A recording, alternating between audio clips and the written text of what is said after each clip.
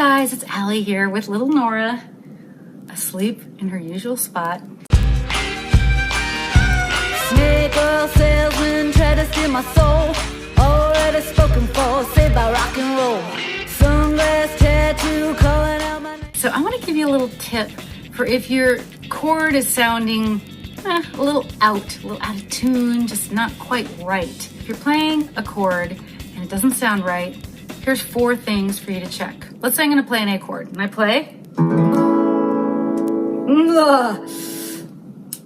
Doesn't sound quite right. First thing, check your tuning. I've got a little headstock tuner right here, so I'm going to turn it on and check all my strings. E is good, A is good, D is good, G is good. G is a little flat. Look up. B is way sharp, so I'm going to go under the note and then come back up to the B until it's in tune. And then the E.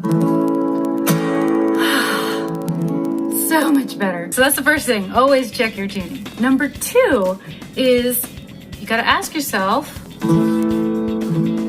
are your fingers pressing down hard enough on the strings?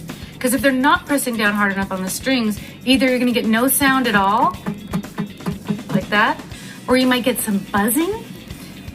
And if you're pressing down really hard, it'll be super clear. This is the thing that I always ask my students. This is how I get them to check on if they're doing their chords properly, is to slowly play each string and make sure the note that they're pressing down on is ringing out loud and clear with no little winky stuff happening. So let's go through this chord. Lowest string.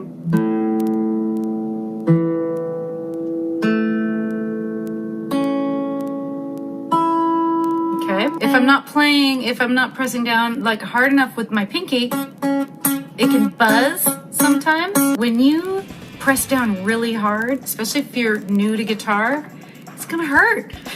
That's why you should always take as many breaks as you need to if you're feeling any pain. But when you stop playing that chord, you should see a little bend. See that little divot in this finger right here? Oh my goodness.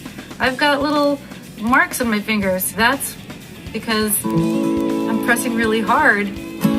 I still smile, but I'm pressing really hard so that everything is ringing out loud and clear. Number 3 is sometimes, especially beginning students, sometimes they're bending strings out of tune. They're pressing down so hard that they kind of bend the string either up or down. Here's a normal D, right?